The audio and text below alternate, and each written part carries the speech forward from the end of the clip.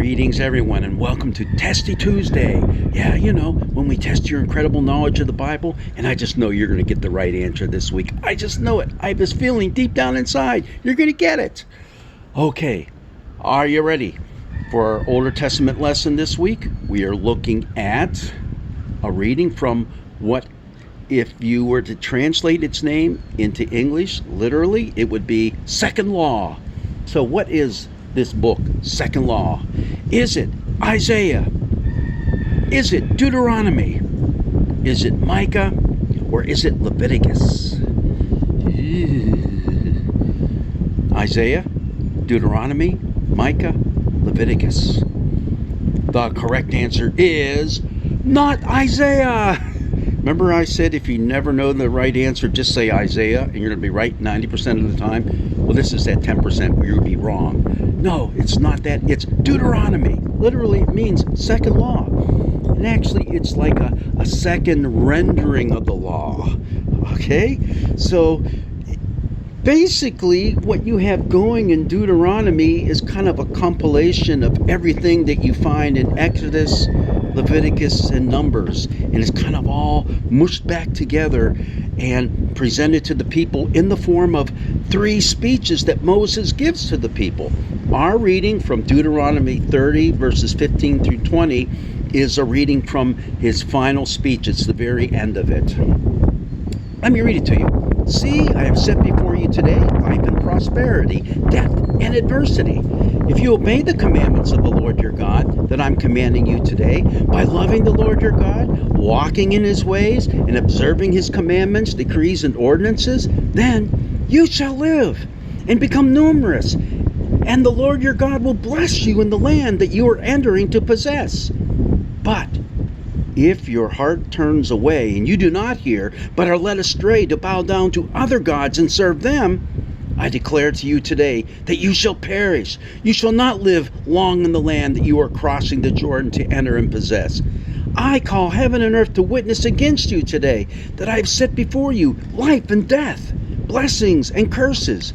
Choose life so that you and your descendants may live, loving the Lord your God, obeying him and holding fast to him. For that means life to you, and length of days, so that you may live in the land that the Lord swore to give to your ancestors, to Abraham, to Isaac, and to Jacob. All right. So there's a couple things in there you're going, head scratcher. What's he mean? All this talk about I presented before you blessings and curses. Here's what you want to do. Are you ready to be shocked out of your pants? And I mean it literally. Go ahead and read back in Deuteronomy in the 28th chapter. Read all the list of the curses that Moses lays out if you don't follow the law, the Torah.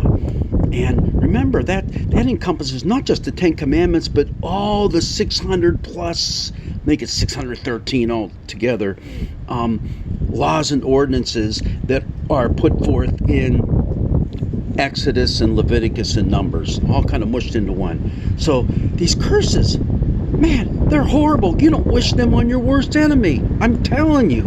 So go ahead and read it in Deuteronomy, the 28th chapter.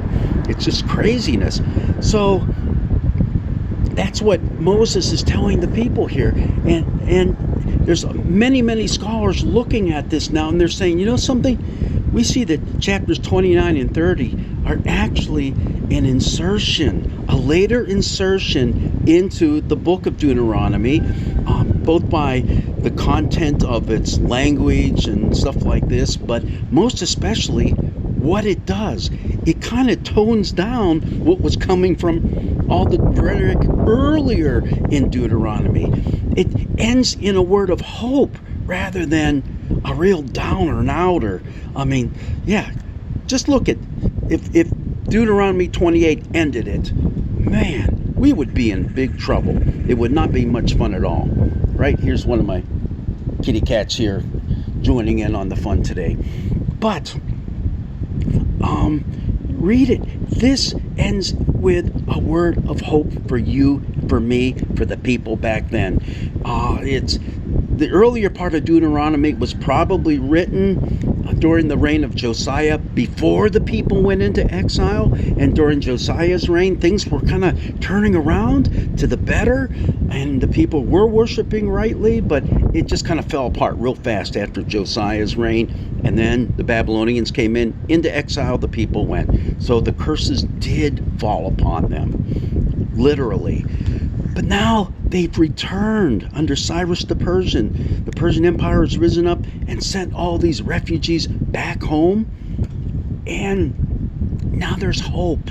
And this little end of the speech of Moses brings that hope to the people.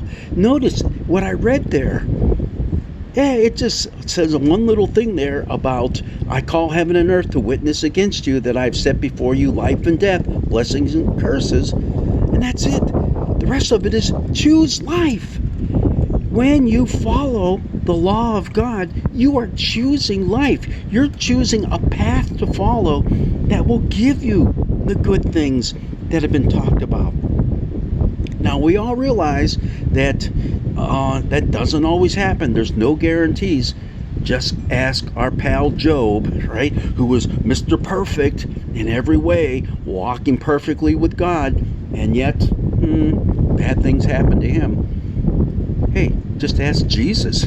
Where did he end up on? Yeah, the cross. So there's no guarantee that life is going to be a bed of roses, but it's the way of life. It's the way to get there. It's the start of the journey. It's what we do in order to bring life and healing and hope and justice and peace to our hurting world. Just do it. So that's what this whole passage that we have today is all about. It'll link well with our gospel lesson that Jesus has for us coming from the Sermon on the Mount this coming Sunday. So be prepared for that comment when we talk about it on Friday, but also in our sermons on Sunday. It's all about life, grabbing on to life. And how do we do that as God's people? Basically, by listening to God in the first place. The first place being those times when he laid it out for everyone back there in the Old Testament, and how those things still are relevant in many ways today, although times have changed and the way those are interpreted and used for us in our day and age today have changed. Even by Jesus' day, they changed. Remember, well, I don't want to give it away, but what he says is, hey, you remember it was said of old, and uses one of these laws, but now I tell you, he uplifts that law and makes it even more powerful for the people of his day, for you and for me. Okay, I'm getting out of here because it's really getting windy. They're saying it's going to be 40-mile-an-hour wind gusts, so the wind chill, even though it's 40 degrees out, it's going down mighty fast. God's blessings be with you, and you stay safe, and you stay warm.